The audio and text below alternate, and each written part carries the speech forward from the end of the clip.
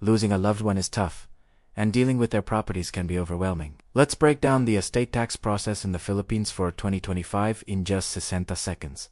First, what is it? It is a 6% tax on the net value of properties left by someone who has passed away. You have 1 year from the date of death to file and pay this. The first step is securing a death certificate. Next, ensure the deceased and all heirs have a tax identification number or TIN.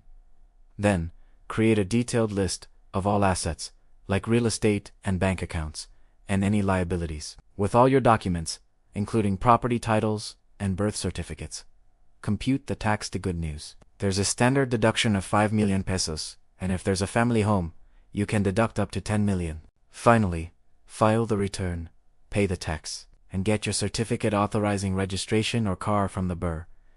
This is your golden ticket to transfer the titles. It's a lot, but starting early is key. For a detailed guide, check out the description below. Don't forget to like and subscribe for more helpful tips.